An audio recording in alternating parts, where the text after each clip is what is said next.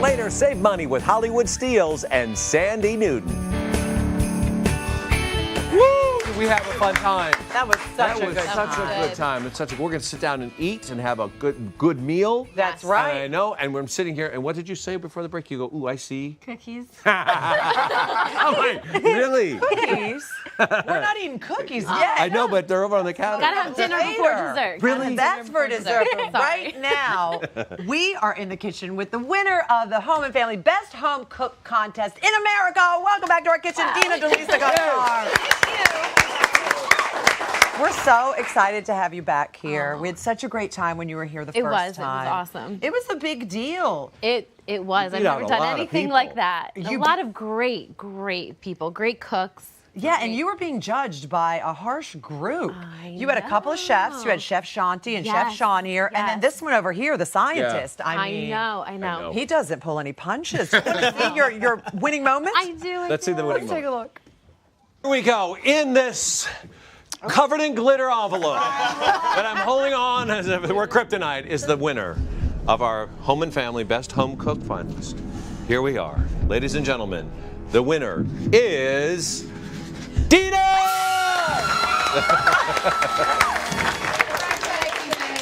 Congratulations! Yay!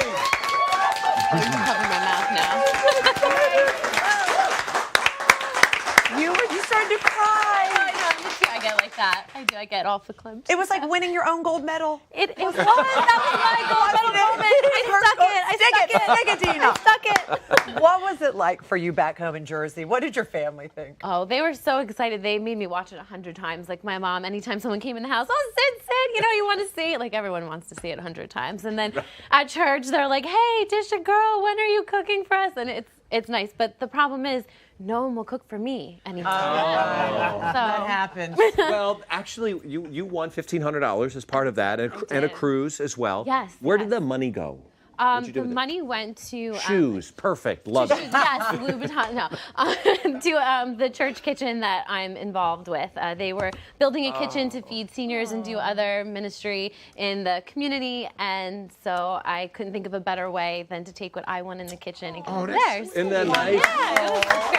You also had an opportunity to go on that cooking cruise. Yeah, with Master Chef, was it? Yes, Master Chef, and Chef Sean was there, Yep. which is really cool. And so I got to hang out with him a little bit and see him do demonstrations. And the whole cruise was all centered around food and cooking, which was totally not a problem for me. Exactly. Where did you go? We went to Puerto Rico, we went to Turks and Caicos, we went to the Bahamas. So anywhere there was sun and sand, And that's food. where, That's where and you food, were. Right. that's A where. lot of seafood, apparently. That's where we were. on the boat. There Yeah. was seafood. Yeah, that was your first definitely. time on a cruise. What'd you think? It was the first time. So it was at first I was kind of having Titanic moments and thinking like, oh, but then I realized that the ship is large enough, it will not capsize.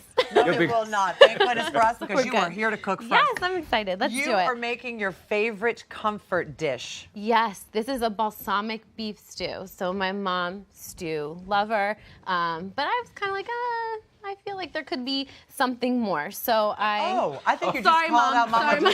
Deleasa. I know, I love you, Mom, so much, but you know this one's better. So the way I like to start this is I like to pat the meat cubes dry. That way, when you put your salt and pepper on, You you're know gonna what? We season want it you up. guys bring it in so you guys can enjoy while we cook. Thank you, Shanti. See? That was one of your judges. Thanks for I picking know, her, she's Shanti. so amazing. I mean, she's the real deal there, you know.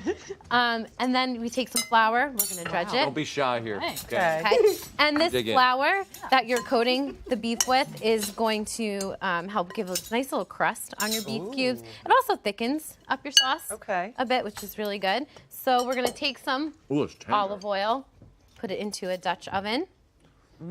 So tender. Be afraid. You know, I Okay. can taste the cookies in here. It's really good. And then the cooking, yes, I do. I leave the cookies. And then you're going to drop the beef cubes. Don't crowd it because you want to be able to get a nice sear on your beef cubes there. Okay.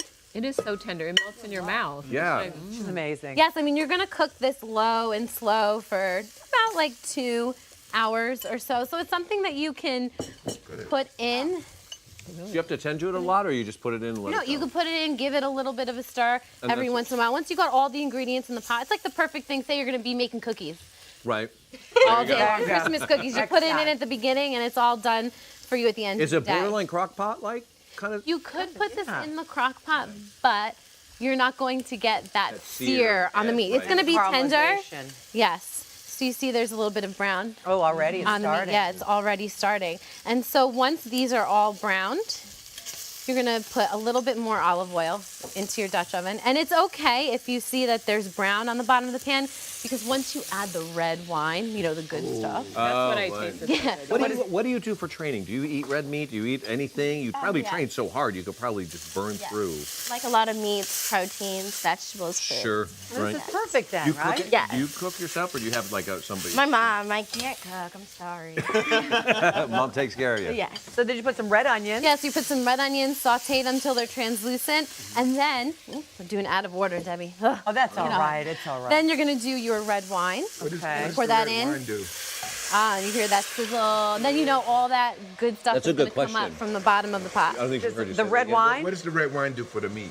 The red wine, well, it really adds a nice texture, a level of flavor to the that. stew itself. And I think it adds a little bit, Dan maybe could tell me if I'm wrong or right. Does it help tenderize the meat a little bit? What's the science behind In that? this Is case, that what's really happening, the wine, since it's a liquid and you've got that hot pan, when Dina said, don't be worried if some things get stuck to the bottom, you're actually deglazing with this. So you're actually Yeah. bringing up Yes. all of those little Exactly. proteins that get stuck to the bottom That's of the why pan. you and take it- your wooden spoon There you go. and Yep. you put it across the bottom. You and- ask that like you do the cooking. Exactly. No, I like to cook, and I always like learning different things to add because this is easy He's to experimenting. It is easy. You know, Yeah, that's what I my thought when my kids would mom like was this. making her stew. I was like, oh, I could use a little bit more of a punch. So they're doing other recipes and adding red wine to like short ribs. I thought, let me apply that to this beef stew. Do I have to drop in the bay leaf? Yes, We thank forgot about the you. bay leaf. Just Go one? ahead. You drop in the bay One leaf. bay leaf is plenty. And just remember, don't eat the bay leaf, ladies and gentlemen. It's just there for No, the- you're gonna take that out Yeah. when you're all finished, and then you're later on, after about like an hour and a half or so, you're gonna add in your carrots. And the reason why I add them in towards the end is because you don't want them too mushy. Okay, and then So what, like 30 minutes, you said? about 30 minutes before it's Okay. the finish, and It's then delicious. good. oh Stir it good, up a I'm little glad. bit? Yes, stir it up. And then we have our Perfect for this finished time of year product. too. And do I cover this? So cold. Yes, you're gonna cover it. And So warm. let's leave it covered. Gonna cover that up. Oh my goodness, and it's over a baked potato? Yes, it makes it even more hearty. Oh, and let's not forget, Awesome. last but not least, You're gonna put in some of that, splash in that balsamic vinegar. balsamic vinegar.